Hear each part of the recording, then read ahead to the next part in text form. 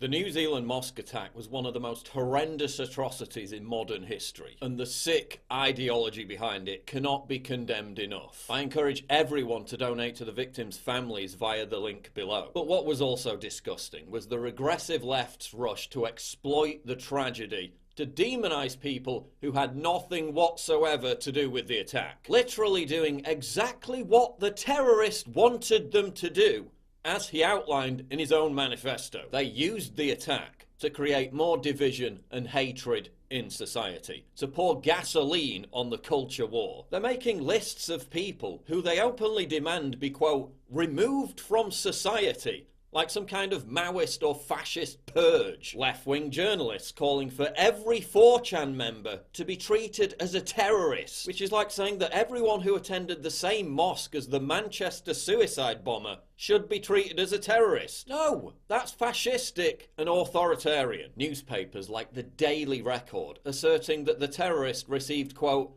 guidance from me. A completely libelous and damaging claim backed up by no evidence whatsoever. Websites like Zero Hedge are being completely censored merely for covering the story. Candace Owens being blamed for the attack when the terrorist mention of her was clearly a sick joke intended to frame her, because the racist alt-right absolutely despises mainstream black conservatives like Candace Owens, a nuance that the media consistently refuses to acknowledge. As Majid Nawaz, a Muslim reformist, points out, the regressive left, allied with Islamists, are exploiting Muslim bloodshed in New Zealand to settle scores with their political opponents and to grind their ideological axes. It is disgusting, it is dishonest, and it is disingenuous. The purge has begun. But isn't it a strange coincidence that the left only cares about mosques and churches being attacked when they can milk those atrocities to silence people's free speech? In Nigeria, more than 120 Christians have been gunned down or killed with machetes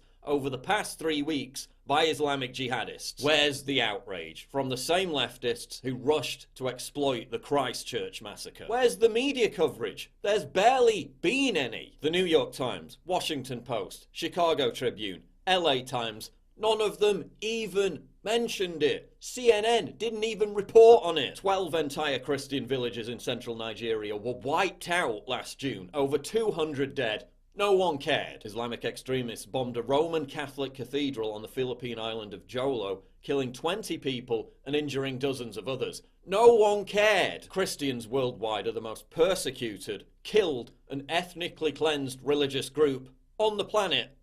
And no one cares. When Islamic terrorists attack Shiite mosques in the Middle East, often killing people in numbers even greater than the New Zealand tragedy, no one cares. It's barely a headline for a few hours and then everyone forgets about it. They only pretend to care when they can exploit the tragedy for their own agenda. And it's sick. Then you have tweets like this, which try to make everything into some kind of grisly competition to score oppression points by completely ignoring the industrial slaughter of innocents by Islamic jihadists. So far in 2019, there have been 453 Islamic terror attacks in which 1,956 people have been murdered. 4,305 Christians were murdered by Muslim extremists because of their faith in 2018 alone. A Christian living in a majority Muslim country is 143 times more likely to be killed by a Muslim for being a Christian than a Muslim is likely to be killed by a non-Muslim in a Western country for being what he is. A Frenchman is 10 times more likely to be murdered by a Muslim than a Muslim being killed by a non-Muslim terrorist anywhere in the Western world. If you want to turn this into some kind of sick numbers game, you're going to lose. The fact remains, engaging in legitimate debate about the impact of mass migration and falling fertility rates doesn't make you complicit in terrorist attacks. Just as when Islamic terrorists cite the Quran before their rampages, doesn't mean that every Muslim who reads the Quran is complicit in those attacks. Islamic terrorists cite foreign interventionist wars as justification for their attacks. That doesn't mean Muslims who engage in legitimate criticism of foreign interventionist wars are complicit in those attacks. The shooter said he was an eco-fascist who loved communist China. Does that mean environmentalists or members of the Chinese government are complicit? No. After every Islamic terror attack, the left repeats the same mantra. not all Muslims. Islam is a religion of peace. They go out of their way to emphasize the immorality of collectively demonizing a whole group of people. Yet what's the first thing they do when there's a right-wing terror attack? They collectively demonize a whole group of people. Regressive left, jihadist terror attack? Don't name it Islamism, don't talk about the ideology, understand grievances and hug a Muslim. Also regressive left, New Zealand far-right terror attack? Blame pregnant Chelsea Clinton, compile hit lists of individuals and ban right-wing pundits. Listen, I know the temptation is always there to use guilt by association to smear your political adversaries. I know because I used to do it myself, and then I stopped because I realized it was a zero-sum game. I realized it was disingenuous and callous. I'm not going to cite the terror attack in Utrecht today to collectively demonize anyone apart from the individual lunatic responsible. But the left will never stop doing that. And that's not because they genuinely care about Muslims or other religious minorities. They don't. Their complete boredom and silence in the face of mosque attacks in the Middle East, church attacks in the Middle East, and attacks on Christians proves that. They only care about one thing: power.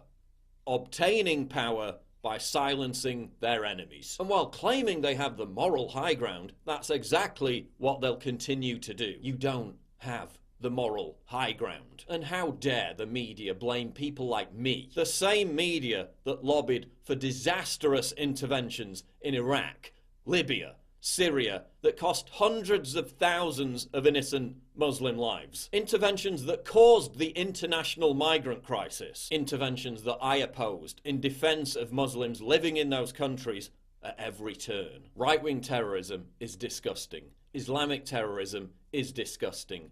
Both are massive problems. But what's also disgusting is your frenzied obsession with exploiting tragedy to further your own fascist political agenda every single time.